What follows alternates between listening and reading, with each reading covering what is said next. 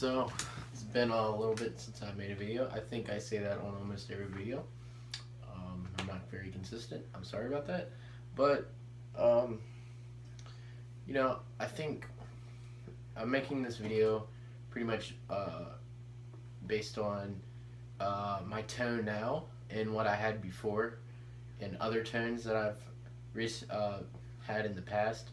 Um, Ever since I kind of started playing guitar, it's always thought scoop the mids, all that stuff. And I've gone over, scooping mids and how that's not necessarily the greatest tone for when you're playing in a band.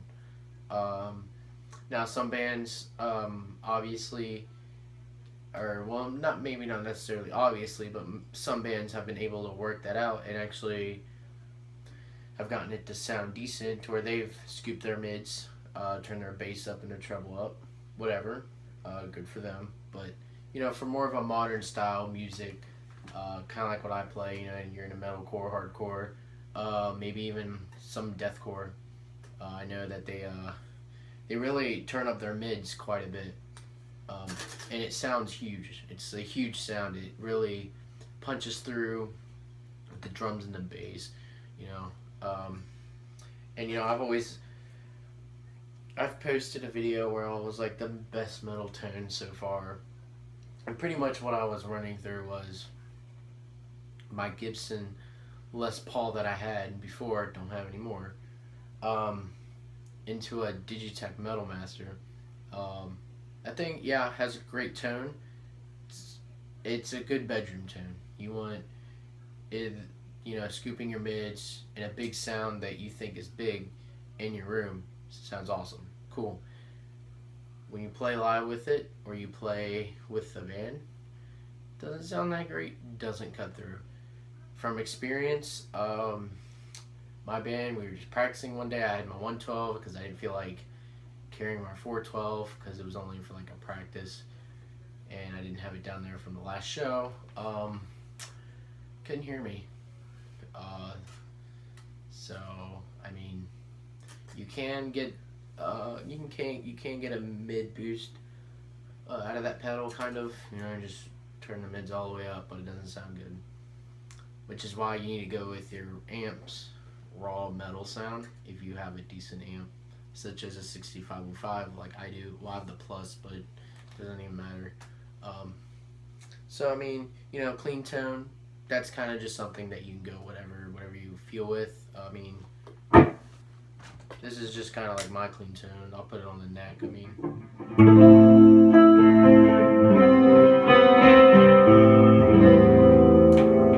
and I don't use the rhythm channel at all for our stuff because I go straight up lead channel. But I mean, if you want to go rhythm crunch channel, just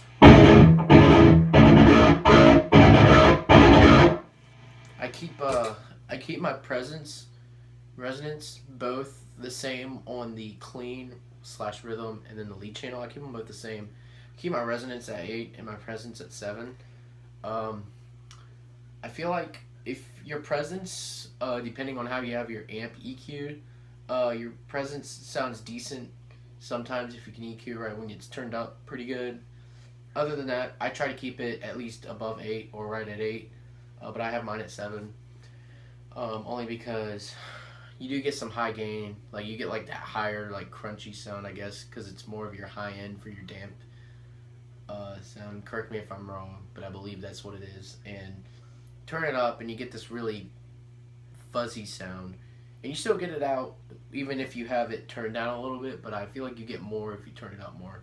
But here's my lead channel, and how I used to EQ it was I didn't have a noise gate.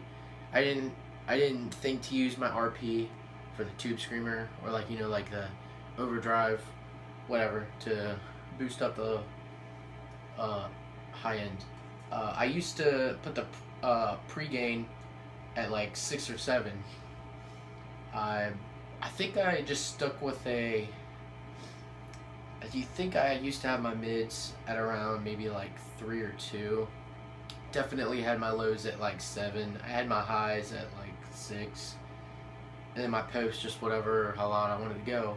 But now I keep it kind of the same. I have it like at a 646, which is I think pretty standard for most bands. Well, at least for a lot of that I've gotten this setting off of. And I'll vary between turning the mids up to 5, or maybe even keeping them at 4, and then turn my highs down a little bit. And I have my post at 4, and like I said, resonance presence 8 and 7. I have a noise gate, a boost, and then I have my RP in the front with a noise gate and a should be like an 808 drive, and I'm in drop A.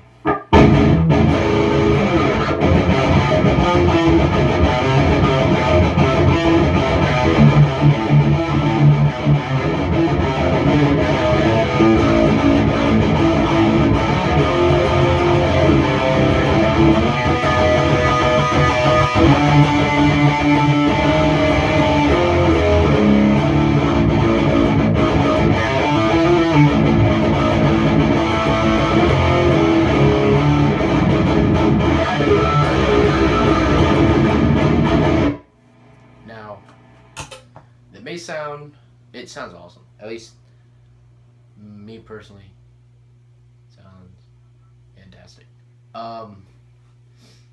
Now, I really didn't really know how to make a great tone until I got this amp, because it really opened up a lot for me, because all I really had to work with was the 112 that my phone is sitting on right now to record this video, and a 212. That 212 was a PV Valve King. The crappiest distortion I've ever heard. But one of the first distortion pedals I ever got was a Digitech Death Metal. I thought it was the coolest pedal in the world. Looked at the Metal Muff on videos. Sounded awesome on videos. I got it in person. Sounded like crap. It sounded cool in the guitar store, and I thought it would sound cool at home. Brought it home, plugged it up to all my different amps that I had. Didn't sound good in any of them. Then my Metal Master I thought was the coolest tone. Got my RP, thought it was the coolest tone. Then I got the 6505, and I was like, this is the metal tone. So, kind of just, and it takes time. It really took time for me to get the tone that I have now, and I don't know. I mean, I've had the amp for like a year, just over a year, and it's taken me this long to get a decent tone out of it. Just gotta work at it. I mean, it's a killer amp. It's worth every penny, pretty much. Don't second guess yourself of getting one.